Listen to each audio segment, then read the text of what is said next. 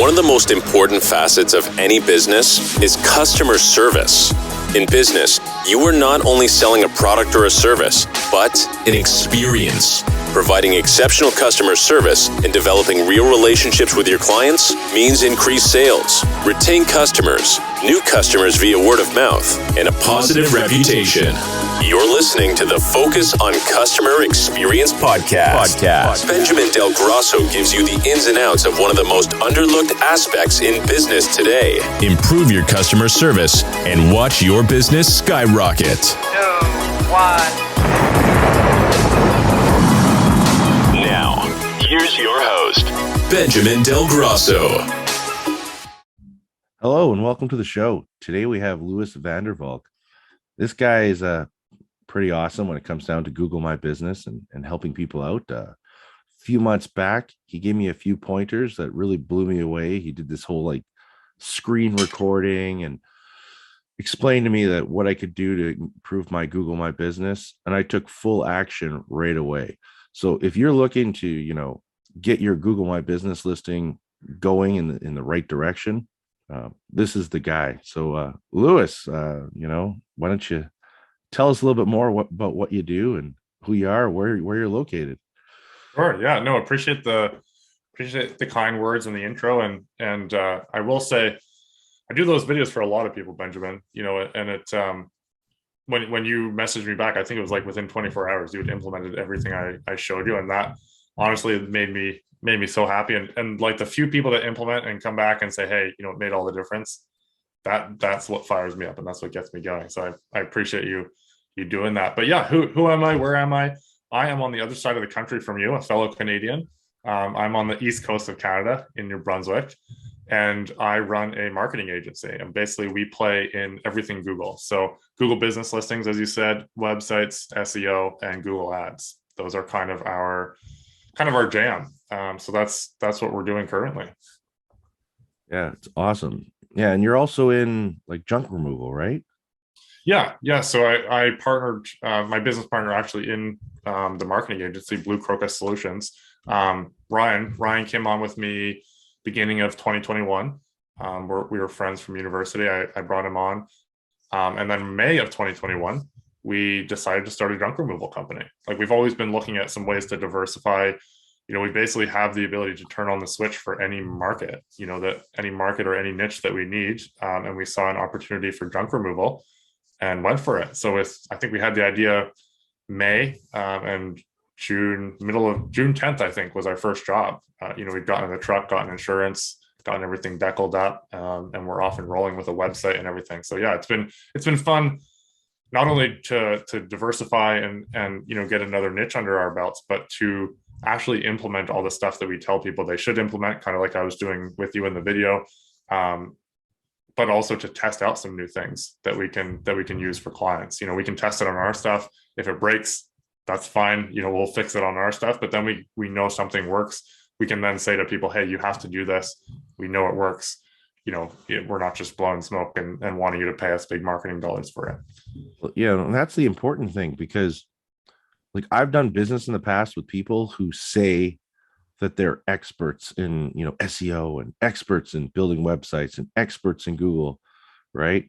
But then they don't actually practice it. Yeah. So, the fact that you have your own business as well, where you're actively testing things, you're actively using the stuff that you preach, you can fully tell people it works. I use this. I know it works, right?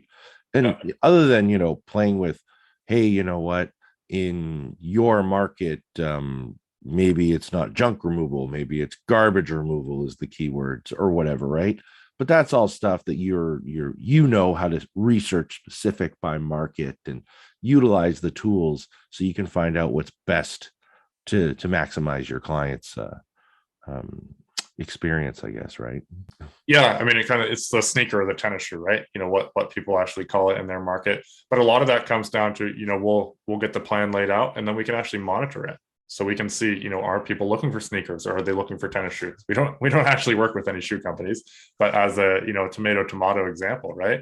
And so you can look at that and see, what is the actual wording that people use in that particular market? based off, the framework that we've built. So it's a lot of fun, and it's given us a lot more confidence to selling to people, because I take it pretty seriously when we take money from business owners, and I want to know that we're going to actually make a difference in what they're doing.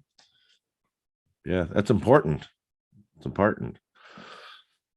So, let's just try to see here. When you look around at the world today, what has stood out to you as the biggest change in how customers interact? I mean, I think just the last 2-3 years, we've seen a big difference. Like, a lot of people have seen, price of lumber, price of this and that going up. I work a lot in the contracting space, the service industry space. But we've seen a lot of people who are well situated online blow up, because people, they were stuck at home, their cruise money, they didn't have anywhere to spend it. So they were spending it on decks, they were spending it on renovations, they were spending it on this and that. And if the particular contractor that we're talking about was situated well online, people could find them. They would go online looking for someone, and then they'd find them and be able to reach out, schedule a quote, all of that.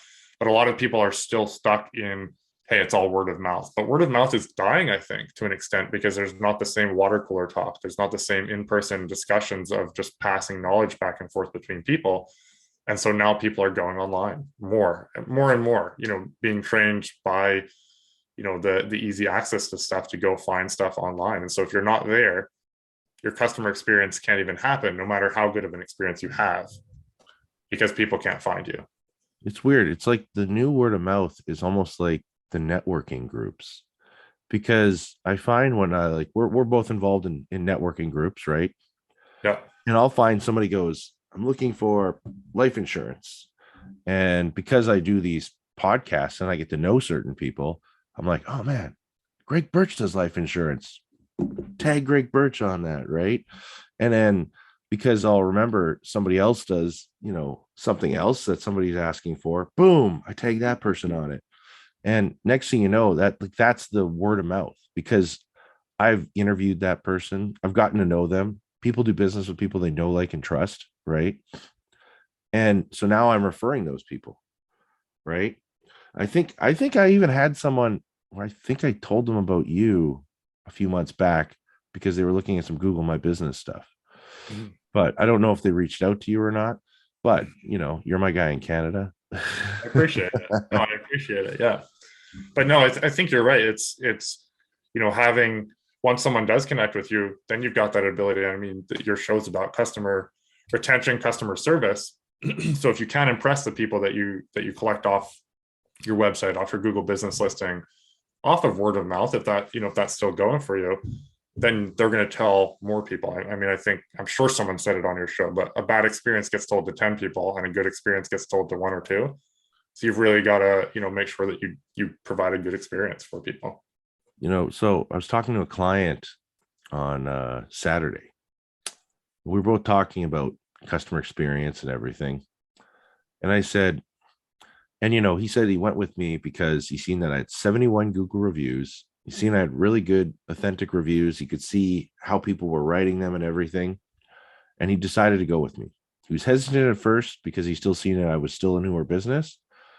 So I said to him, he told me where he works, he's always like a 10 out of 10, blah, blah, blah, customer service all the time. So I said to him, do you ever notice we can go to McDonald's 20 times and order a coffee, and 10 out of the 20 times the coffee will be right, but we'll still keep going back to McDonald's? And he goes, yeah, you're right. But if a small business screws up once, they're dead to us. And he goes, man, that's so true. It's so true. And I go, so do you see why I have to work so much harder to be different than everybody else? Why I have to be unique? Why I have to make sure my experience is perfect every single time? Because I'm not going to get no second chances with you. Yeah. Right. Yeah. Because the juries, we're always, guilty until proven innocent with the small businesses, whereas the big ones, it's kind of like, well, they've been around, everyone, they must be good, right? And then people still have bad experiences, but they keep coming back. So it behooves everyone who's in a small business situation, you, myself, the people that are listening to do a really good job to treat people the way you'd want to be treated. I was talking about using people's money and actually getting results. That's a big thing in the marketing world, where a lot of people spend a lot of money and get no results. A year later, they're like, this has bankrupted me and I got zero results. That's something that I hear all the time. Yeah, no, and I was trying to, I learned a whole bunch of really great things in one of the networking groups I was in, right? And they were focusing on a certain type of advertising, and I noticed that advertising didn't work for my business. However, the structure of how to do that advertising, I took from Facebook marketing, I put it into Google, and then my business started moving up.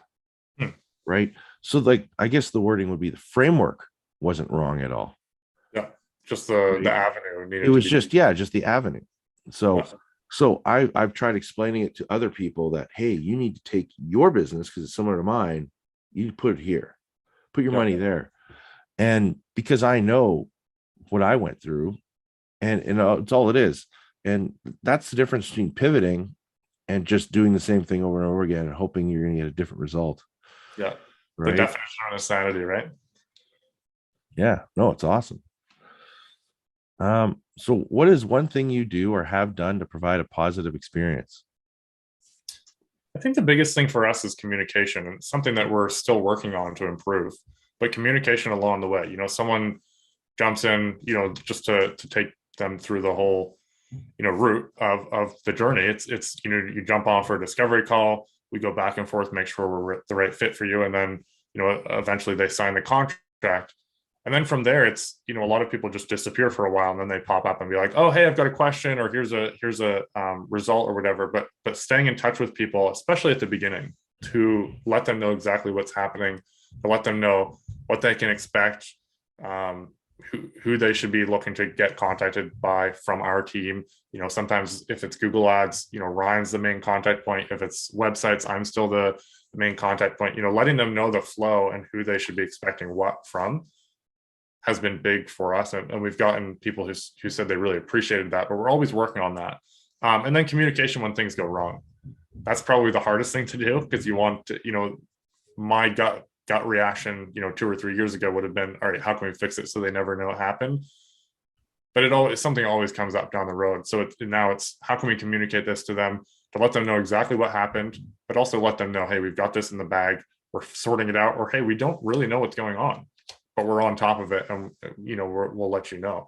That's a hard thing to do, but it's so important for trust with the client to let them know, hey, we're on top of it, we know what's happening, and we're going to fix it. But working that into my way of operating, and then getting the team to do that as well. That's been a challenge to lead from the front and make that happen. Yeah, that's awesome. Yeah, because dealing with challenges is can be a hard thing, and you'll learn a lot from them. Yeah. So I got a great story that just happened to me yesterday.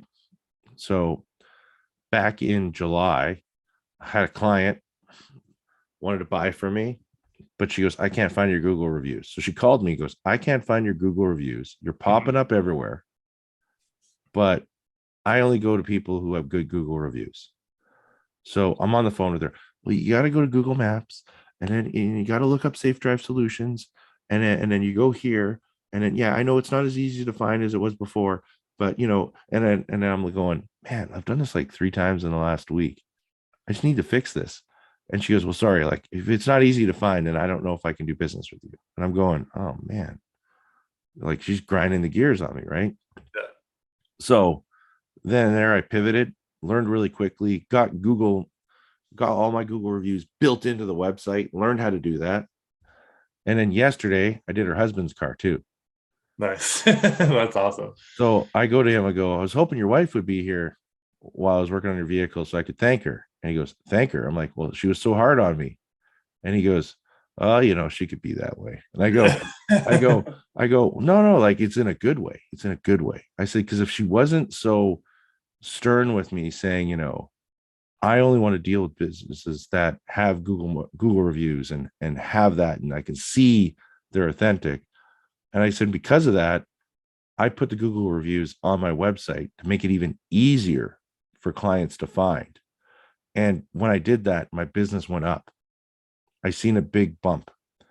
Yeah. So I said to her, I said, I said, out, just tell your wife, thanks. I really appreciate it, because to me, it was really important that I heard that from somebody and was listening, because I like to say I learned from my clients, and I did. But I That's could have just said it as like, I could have been like the whole like, whatever, she doesn't know what she's talking about. It's not that hard to find. And I could have been that guy. But instead I looked at it going, okay, she's got a point here. Like, why has it got to be so hard to find? How do I make it easier? yeah. Right. Yeah, no, that's huge. Yeah, listening to client feedback. I had a guy on a sales call the other day, and we'd been back and forth a little bit. I gave him a price, and I didn't explain it super well over Facebook Messenger, and so we lost contact for a bit. He said he went and talked to a bunch of other people. Then he came back, and we're still talking in the process. But he's like, "Hey, just so you know that's why I stopped talking to you, because I had scared him away with the price without truly expanding the value out." I said, "Man, I appreciate that. That's huge. We'll take that into account, and I'll be sure to make it more clear." But yeah, listening to clients is very important, and it really, there's feedback there in the clients. Sometimes you learn the most from the clients you lose, because there's something that happened that you need to fix right away. All the other clients, they like you and trust you enough that it's fine, but you could be missing out on even more people if you don't fix that, right? Oh yeah, no, I mean, yeah, no, I totally agree 100% with you, man. I mean, you're going to learn more from that. And I found, like, early on, I'd send out pricing, like, I'd have like 8 dash cameras for somebody to choose from. And the menu is like so big. It's like your first time ever going to McDonald's and you're going, oh my God. So I can order like a wrap, I can order a McChicken, I can order a Big Mac, I can order a quarter pounder, I can order a, what are all, there's like freaking 15 burgers or something like that, and wraps and whatever. It's overwhelming, you know. You go to those restaurants where they got like the 10-page freaking book. Yeah. Like, what do they specialize in? Yeah, exactly. Right. So, I changed it to, most of my emails are power of three, choice of three. Sorry about that. So I give them 3 options, and then I give them lots of information. Here's a lot of the common questions, here's a lot of our YouTube videos. And I find that that's been really helping build value and explain what's going on. And I've asked a few people. I lost a few people early on over like $10 and $20, and I'd follow up with those people going, how was that other experience at other place? Well, it was great, but they didn't even show me how it worked. They literally gave me my keys and left. I'm thinking like, wow, I'm only charging 10 or $20 more than these other guys. And then I'm spending 15 to 30 minutes showing them how it works, how to pair their phone. And I'm going, and some people will say to me, I should have just went with you. You were so worth the extra 10 or $20. But some people are looking at it as that. And I did sell them on, I will teach them how it works. Right. But sometimes I've also had, where I've shown up, installed their own dash camera. It's not a brand I've ever even heard of before. And then they want me to give them a full education. And I'm like, well, I wrote to you that I can't, because I actually don't know the product. And so I've tried to, I always try to make sure, because early on I didn't. And then people would have that expectation because I have it on the website. So that's that whole, that kind of niching down a little bit. Yeah. So I try and make sure to correct myself. But I'm not perfect. I'm not we're all perfect. learning, right? Yeah. There's one of your questions actually that you had sent me earlier reminded me of a niching question. I actually just thought about it in the shower the other day. And I was like, I was thinking about our chat, and I was like, what can I talk about? So your question was, what was your most memorable experience as a customer? And I was like, there's lots of them, a lot of them are mediocre. But I was just thinking, and probably my most memorable experience was in a case of niching, right? So I was in the Philippines in 2012. and I'm 6'8", and I just launched that out on social media like last week, and everyone was shocked because I look normal height behind the camera here, right? But I'm 6'8", so finding clothes, especially as a growing teenager, was extremely challenging for me. And so I ended up getting like custom made pants. Like you can order, there's lots of places you can order like custom measurement jeans and stuff. Um, and so I was always struggling to find clothes. So I was in the Philippines. We were there for a month doing some volunteering in an orphanage.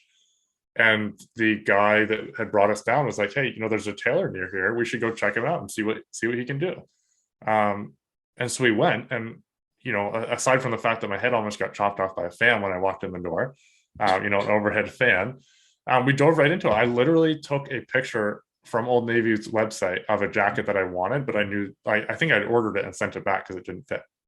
I gave him the picture and then said, "I want that." He took quick measurements of me. A week later, we went in. I picked it up, and I still wear it to this day. It's a jacket. It's like a just like a spring jacket, I guess. That you can kind of wear everywhere. It cost me $20. I think he charged me $15 US for it, and I gave him a $5 tip, which was like blew his mind that I would give him such a big tip.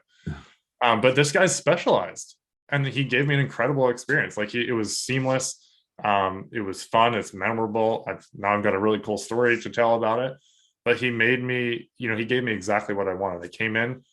It was like way easier than I thought it would be. We just picked a fabric and some buttons and a zipper, and then he put it all together. And a week later, off I went with a new jacket that cost me pennies. I think it was like $150 on Old Navy's site. So it's worth the trip down to the Philippines just for that, right? Maybe he's making Old Navy stuff and just can't advertise it. Yeah, maybe. Maybe, but along the lines of like, you have your dash cams, exactly what people need, how to teach them what they need, and you just go in and you do it. And I thought that would be an interesting twist for people to hear, just a way that extreme niche capability, it's so nice as a customer, instead of just beating around the bush trying to figure it out, all of this that a lot of businesses do. They're trying something out for the first time on their customers. Yeah, that's cool. I never would have ever imagined hearing someone getting something custom built in a week. Oh, it's great. It's crazy. Yeah, this guy's a genius. I actually ended up shipping down a different picture, sending a different picture down, and paying for another jacket, like a jean jacket, after. I just said, "Hey, make it the same measurements and work your magic again." That was fun. You remember those days when you used to go into a company called Sears or the Bay? Yeah. And you or Eaton's, and you go in and you could try on clothes, and then they take it and hem it for you and seam it or whatever they did. And like 5 minutes later, you'd roll out of there. And it's like those days are gone. Yeah, exactly. Right. But it's just interesting how things that we value are, it's almost like they're things from the past, right? Things you don't see much anymore, because you don't hear much about that. I mean, like I've contacted a few t-shirt companies about getting t-shirts made, and they're like, "Well, yeah, if you're not getting like 50 made, it's not worth our time." Yeah. Well, why would you say that to me? Why wouldn't you say, "Well, if you only want 10, this is our rate." Yeah. To make it worth your time, or to cover your costs, or to cover this, instead of saying we only do 50 plus, period. We're better than you. Right there. Yeah. And that's what it made you feel like, right? It made you feel like they were better than you, when really they have their numbers they need to hit to be profitable, but the way that they conveyed it to you was much different. It kind of was like, "Oh, see you later," right? Yeah, and and hey, like I'm not trying to pitch Vistaprint here, but that's why I keep ordering stuff from Vistaprint. I don't have to deal with that, because I've tried supporting local quite a few times, and they're always like, "Yeah, we only do 10 minimum. We only do 25 minimum. We don't do." It's like, okay, well, whatever. I'll just order 5 shirts from freaking Vistaprint, and I'll have them in a week, embroidered and done. And I can pick my color, and I can pick my size, and I don't have to talk to anybody, and I can push okay in 20 minutes. Done. Design my own logo and everything, right? Like, you You know. gotta snip that segment out there, send it to Vistaprint, and then get them to sponsor the show. Well, I do love human interaction and I want to support local, but I just don't understand why. And I've even talked to some of these businesses. Well, why don't you just say, hey, we can do 10 for you, but they're not $20 each like we advertise. They're 25 each, or they're 28 each, because we have to do this to cover our costs. Yeah. And I would go, oh, okay, no problem. But instead it's kind of like no, we only do, right? Yeah. So it's just, it's a different way of looking at it, right? And I mean, I really hope that I never do that with my business. Like, sorry, we only do 10 plus vehicles now. So if you don't have 10 vehicles between your friends and family, we won't do it. Like, Yeah. what? Yeah. You have That a just price. sounds silly, even just saying it, right? Well, you have a price that works for the single vehicle, right? Yeah. So, but yeah, no, that's awesome. No, that's awesome. So, is there a book you've read that has influenced your life? You can see I like books. Few books. There's a few books, not all of which I've read, but I would say the one that's influenced my life the most, especially in the business world, is The Go-Giver by Bob Burg and Jason somebody, but Bob Burg's the one that stands out to me as the author. He co-authored it with someone, but it's an incredible book. Have you read it? No. I'd highly recommend it. Yeah, it's called The Go-Giver.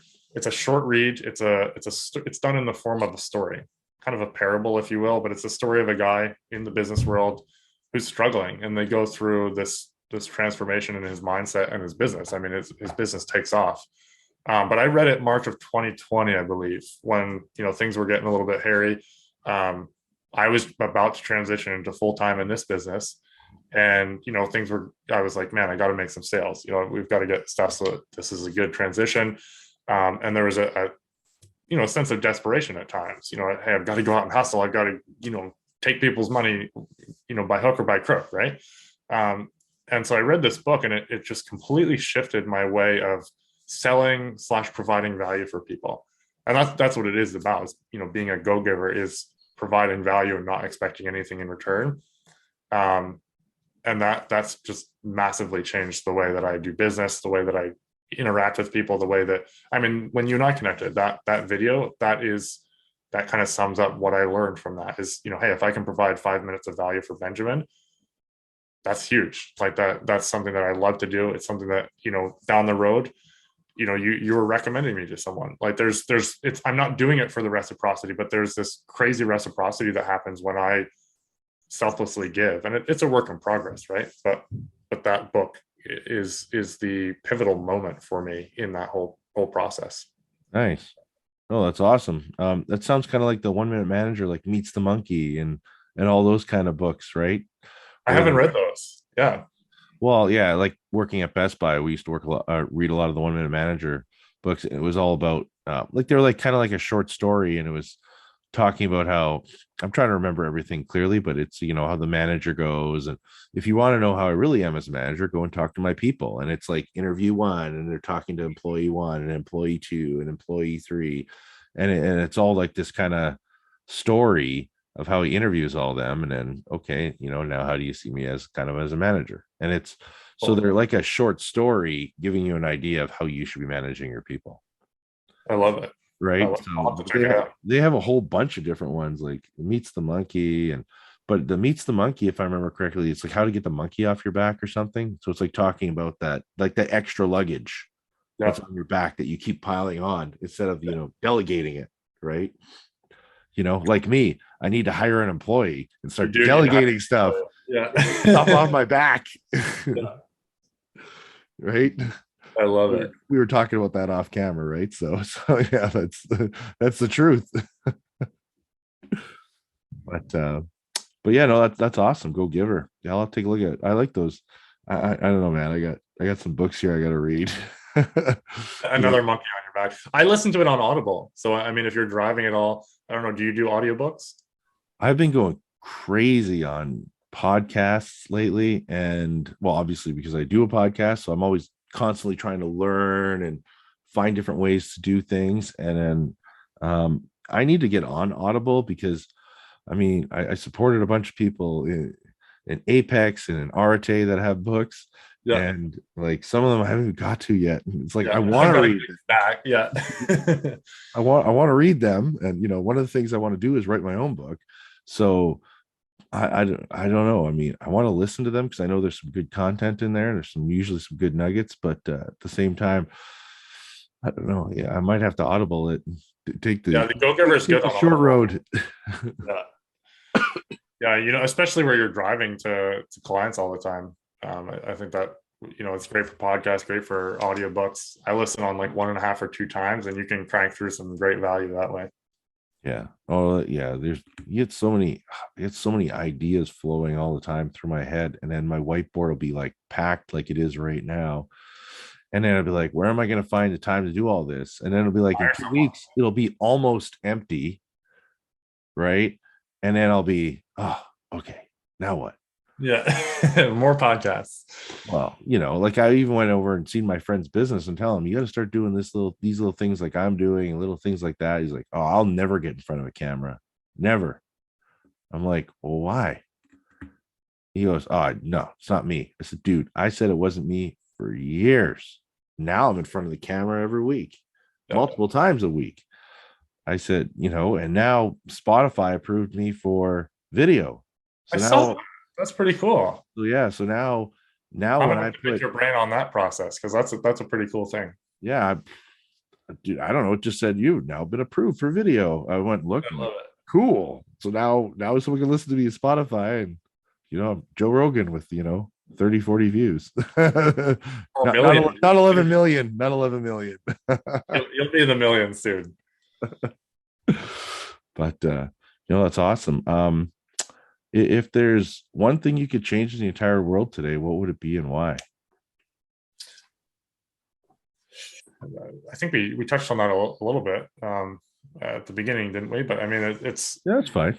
To touch on what we did just now with the Go Giver, it would be more people just sharing their knowledge, sharing their experience, kind of like what you're doing here, getting people on to share the experience that they've had, to share business ideas, share food. We've got lots of foodies sharing ideas. We've got lots of people sharing all this stuff, but I think business people need to share more of what they're doing that's working well. It's a blue ocean out there, guys. No one can mimic your X factor. There's something that you do that no one can do. There's something I do that no one can do. No one can talk about their Taylor stories in the Philippines. No one, like, I have something that no one has, and so if I can share some of the things that's working for me, it's not, the competition can't ever catch up to you if you're genuinely leaning into your X factor. So just go out there and help people.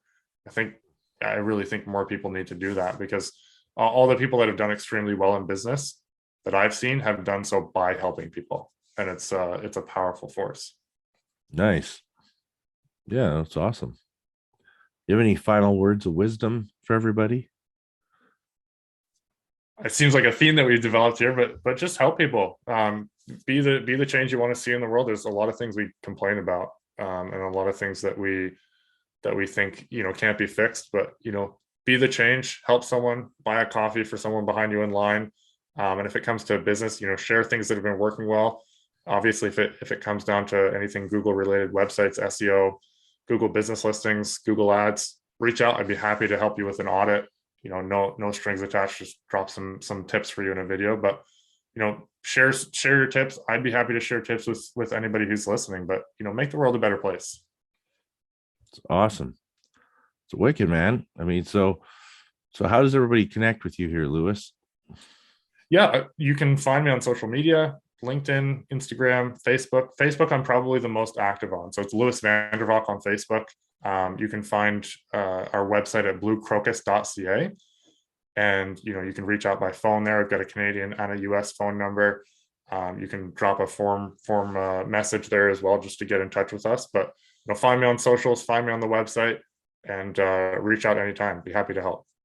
That's awesome, man. I was glad having you on here today. Finally, what was this, like the fourth time? I think we rescheduled a couple times. No, it's an honor. It's been cool to watch the show grow, watch the value, and some of the guests you've had on have been incredible. So it's an honor to be here. I've gotten some people that I had no idea that they, oh man, like there's some guys on here that own 5-6 businesses and are hugely successful. I'm going, man, like, how am I interviewing you? Yeah, I Right. love So it. it's like that whole, like, wow. But a lot of them, they just like being on the show and they like helping out the community, right? That's what a lot of these groups are like, which is awesome. So yeah, there's lots of good ones. There's one that just aired today, and the girl owns a hair salon, Mhm. and she designed her own Jeep Wrangler sunroof. Wow, that's So cool. so like if you're driving a Wrangler and you slide it down, like it has this like a hard top that just slides back, and boom, you have a sunroof. So That's instead of having to take your tops off, this is a top that has a sunroof built in. that's phenomenal. And like she goes to like these automobile shows and she's so passionate about it. I'm like, this is so awesome. Yeah. Is it a product? Like, did she make it a Yeah. product? Oh, Yeah. cool. Yeah. Cool. They went into manufacturing or production or whatever, right? That's phenomenal. So, but yeah, interesting guests all the time. But For yeah, sure. thanks a lot for coming on. It was great. Likewise, my friend.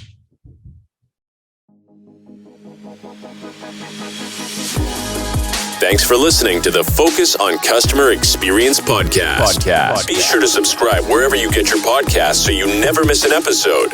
For more information or to connect with Ben, check out Benjamin Del Grosso on LinkedIn, at Safe Drive Solutions on Instagram, or www.safedrivesolutions.ca online. We'll see you next time.